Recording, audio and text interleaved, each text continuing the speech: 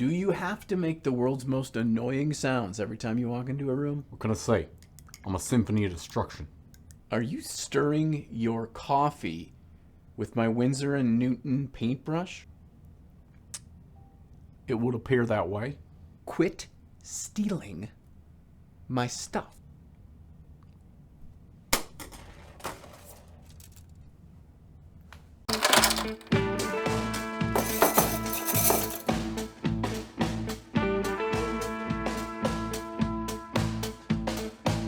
Hey again, hobby friends, welcome back. You know, sometimes when I'm looking at a new model I'm about to paint, my brain just goes to the most obvious way to paint things. Brown leather and wood, cream cloth, silver swords, and tan bone. It can be hard to get out of our own way when we're looking at an unpainted model. Our brain sees a surface and automatically goes to the most obvious solution, whether it's color, whether it's lighting, or even the basing itself. So how do we push ourselves into a more creative mindset lest all our models end up looking so samey-same? Sure, we can scour the internet for all the awesome paint jobs of miniatures done by amazing artists out there on social media. But why just stop at that little tip of the creativity iceberg? Why limit ourselves from begging, borrowing, and stealing from other miniature artists when there's a whole other world out there for us to pilfer from? And yes, I've painted my share of grody little demons in my day, but in order to come up with a new style and not just paint them like I always do, I decided to visit one of my favorite repositories of virtual delicacies, ArtStation. Online art sites aren't the only place to find inspiration for our minis, but they are a true virtual sea of inspiration from which we can harvest. Oftentimes, I find that randomly perusing these sites gives me the most exciting inspiration, even if I don't have a mini already picked out. I just throw them in a folder, save them for later, and as I'm bringing up a new project, I go through my pictures and see what strikes me. I eventually ran across some Warhammer fan art, careful, depicting a gnarly axe which was somehow fashioned with a decomposing severed head. And while the subject matter is right in line with the mini I'll be painting, it was the use of the atmosphere and color that really made this piece stand out to me. I'll paint my model as if it's in the same environment as the fan art that inspired it, very ominous and sickly. I mean, think about it. Anytime in a scary movie when the monster is hidden and there's some weird lighting, it's way more scary than if it's like in the middle of a sunshiny day, standing in the middle of the street. Even when models are hit by interesting atmospheric colors and light, I prefer to start from a color true to the material's surface. In this case, the demon's skin is some form of sickly green, and this will influence the final color that the light will have on the model.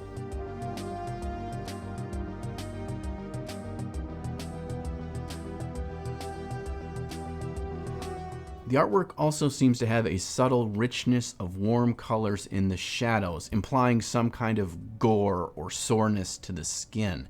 This will not only add some levels of depth to our shadows instead of going with true black, but it'll also give us a nice complementary color to our green in this crimson red. Today's video is brought to us by the creator of our lovely mini we're painting, Creature Caster. The mini is actually part of a unit of 10 known as the Children of Ruin, and they are releasing next week. One crazy thing about these models is they're made using some magical new technology known as SioRes. SioRes.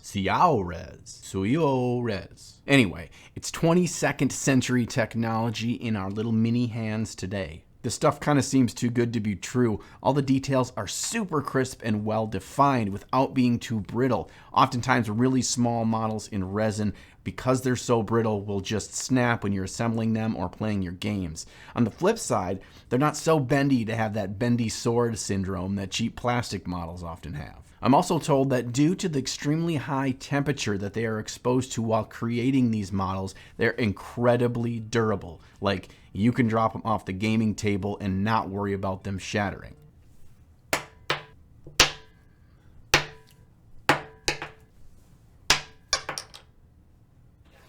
Checks out. So yeah, check out the link below on Creature Caster to see all their awesome models. They keep coming out with new great ones, whether new small infantry-sized units like this or their big awesome models. A big thank you to Creature Caster for supporting the channel. Let's get back to the video. Now, before we get into the fun stuff of adding our interesting lights and color, there's an important step, and that is adding some thin coats of iosin green over any part of the model that is going to catch some light later. This is building up some color saturation in the areas that'll catch the most light, and the model is pretty dark overall right now. So this will help not only make that transition to brighter colors later much easier for us, but it also gives me a base tone green that I'm going to be used to mixing with our light colors later for a much smoother transition. Hey, are you subscribed? Of course you are. You're not? You're not subscribed? The artwork has two different interesting lights coming from two different angles. The first one is a nice minty green and the other is a yellow ochre. Let's not overwhelm ourselves and let's just focus on one at a time. One important thing to note when you have multiple light sources is to not have them coming from a very similar angle. So for the minty side, I'm going to have it as if the light was coming just about eye level, maybe a little bit higher on the model. With the light angle in mind, I build up my established mid-tone, mixing in more of that bright pale green in each layer.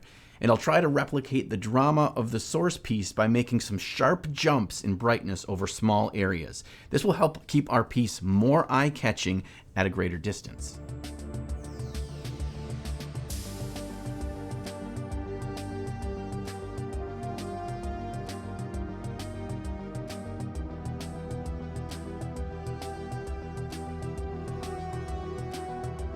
At this point, I'm feeling like this side of the model with this minty green source is a little bit boring. It's kind of flat. There's not enough depth of color here. So what I'm going to do is thin down some bright yellow green by Pro Acryl into a glaze. And I'm going to glaze this from the highlights down into the shadows across the side of the skin.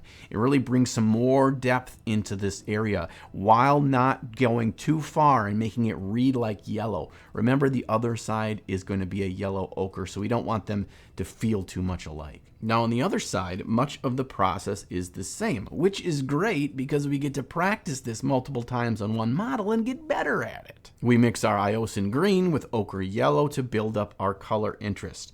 A couple of things I want to be careful of though. I don't want each side of the model to feel like it's mirrored. So remember that light angle, I'm going to go a little bit higher than the other side. I'm also going to make this light quite a bit brighter. I like having a primary light so the model doesn't feel too confusing with multiple lights fighting for your attention. I've often thought that to create an amazing paint job for a model, I need to use all these fancy painting techniques. And the more I paint, the more I realize it's not really necessary. For this whole process, I'm just using layering technique. I'm thinning my paint about 50-50 with water, and I'm just being patient in building it up over a couple of layers. One thing that really helps us here is that Chimera Yellow Oxide is a very opaque and great covering yellow, which is a rarity for yellows, which means our layering process goes smoother here than maybe it would otherwise.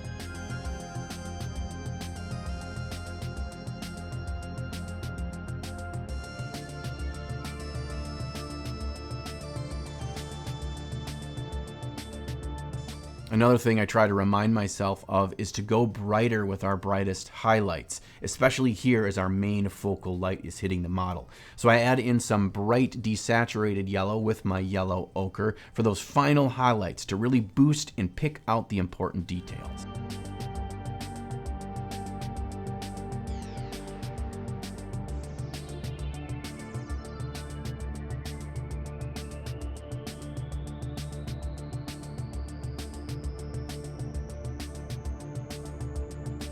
Now I want to keep going back to my art piece as inspiration to find areas that I can improve or things that I missed. And one thing I do notice is that in the shadows, some of these deep reddish colors come back up to a brighter point on the downward facing surfaces. And they look almost like a slight rust, as if there is a reflection bouncing off the ground that is catching a little bit of light on these surfaces. So I go back in with my crimson color to try to reinforce this red, and I forgot that it is a transparent color, so it's really only going to get so opaque. So I need to add in another color there. So I bring out some red oxide, a nice beautiful rusty red, and mix that in to try to boost back up these interesting red tones from below.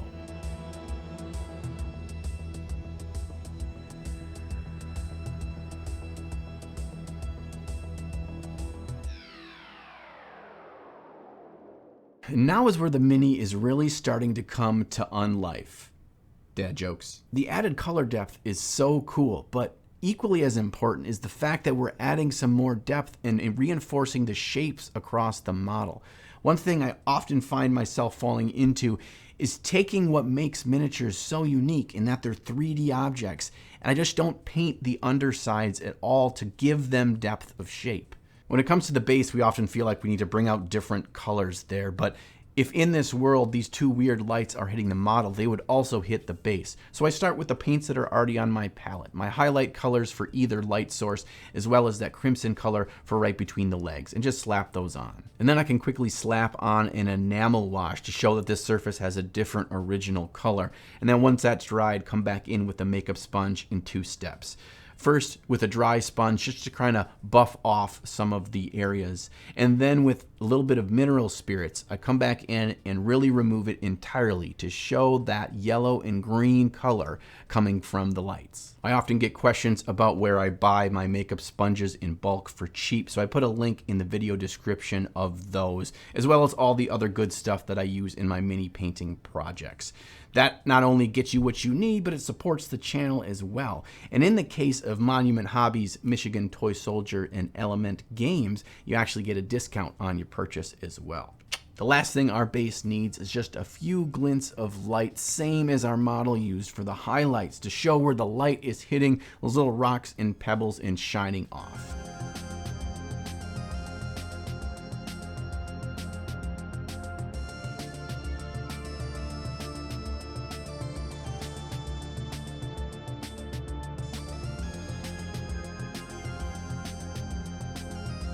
And our final step of thievery for our inspiration artwork is to add a little bit more nastiness and gore. My favorite gore and blood recipe is a combination of Tamiya X27 and an any black acrylic paint. I mix them together so it's a little bit darker, and you can kind of tailor how dark you like your gore, but it comes out nice and shiny in the end.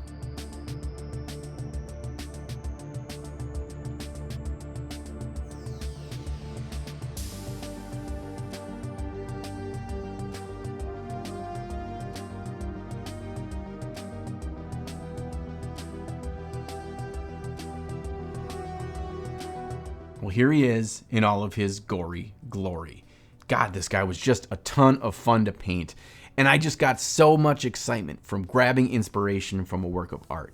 Yes, my piece is a little bit on the nose of being so over the top, but know that you don't have to do it that way to learn, grab, and steal from existing pieces of art. Also, a cool way of painting in this style is that I used very, very few paints. Everything was influenced by the lights themselves, so I didn't have to worry about owning a ton of paints or being paralyzed by making decisions on what paint color to use. Thanks for hanging out today. I hope this gets you out there to find inspiration in existing works of art or even in the amazing world around us. And if not, maybe you just learned a little bit about painting light. If you like the channel and you want to support me to make more videos, the main way you can do that is through my Patreon, which is linked below. Not only do you support me, but I offer some fun rewards as well, like access to my weekly vlog, where I talk about all sorts of weird things going on in my life, as well as to my Discord channel where we can chat minis any day of the week. Until next time, get out of here, get inspired, and slay the gray. You take a mortal man, put him in control. Finders keepers, man.